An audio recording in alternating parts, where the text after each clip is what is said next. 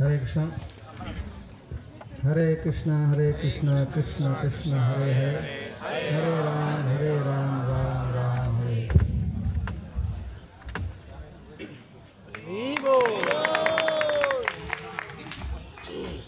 हरे कृष्ण।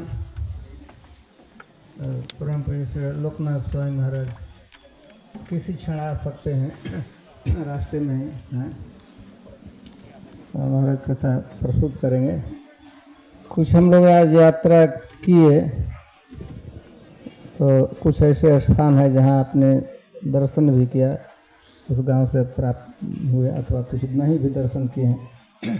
तो कुछ दर्शनीय स्थान है, उसके विषय में थोड़ा सा इंट्रोडक्शन के रूप में बताता हूँ। बेसिकली दो ही है। आप लोग जब वहाँ रहे थे, ब्रेकफास्ट के बाद आगे बढ़ते रहे तो एक गांव था, गांव का नाम था शंकरपुर। वहाँ पर शंकराचार्य जी आए थे। भगवान चैतन्य महाप्रभु के आविर्भाव के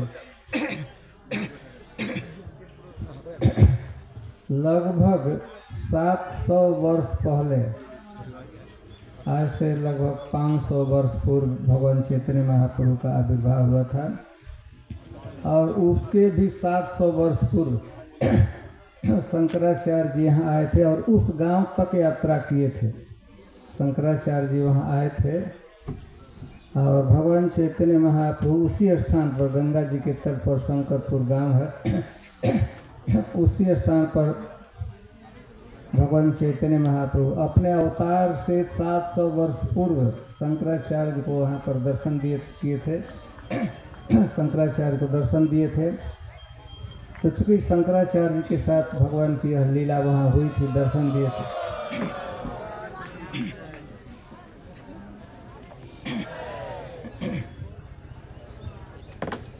इसलिए उस गांव का नाम शंकरपुर है। शंकरपुर शंकराचार्य जी का गांव। शंकराचार्य जी नवद्वीप में वहाँ तक आए थे। और महाराज जी आ गए हैं।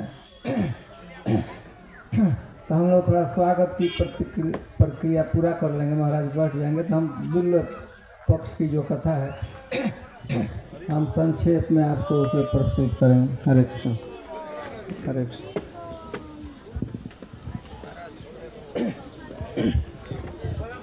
हरे कृष्ण।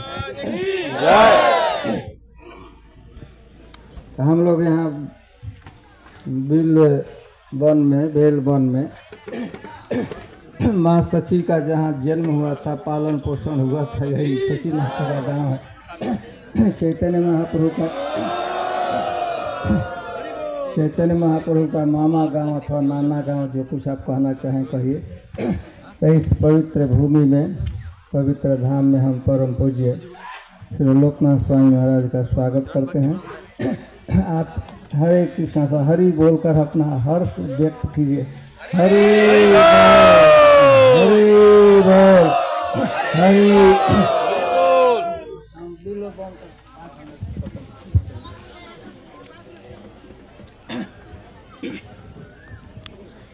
यह एक अद्वितीय स्थान है।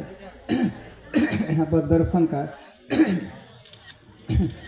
उसका पंचवक्र महादेव अथवा बिल्व पक्ष पंचवक्र महादेव शिव जी का मंदिर है। मंदिर में एक बट वृक्ष है, बट वृक्ष के नीचे ही शिव जी का श्री विग्रह है। यहाँ पर एक बेल वन के दर्शनीय स्थानों में उसका भी बहुत महत्व होता है। तो एक समय की बात है,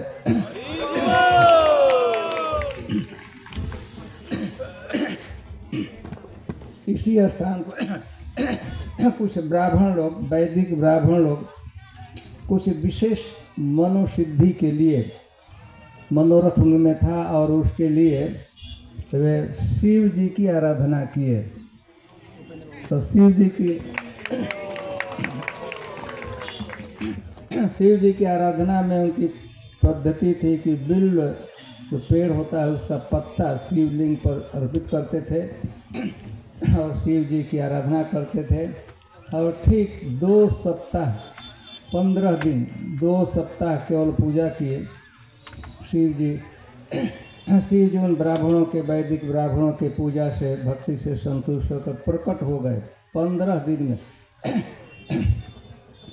तो ब्राह्मण लोग तो बड़े कृतज्ञ है भगवान शिव, और आशुतोष उनका नाम है, जल्दी ही प्रसन्न हो जाते हैं। शिव जी मुक्त कंठ से कहे, बड़े प्रसन्न थे शिव जी, कहे कि हे विप्रगण, हे विप्रदेव, आप जो कुछ मांगना है मैं पूरा प्रसन्न हूँ, और मैं देने के लिए ही आया हूँ, आपको वरदान देने के लिए आया हूँ। आपके मन में जो इच्छा है मांगिए, मैं पूर्ण संकोच मत कीजिएगा।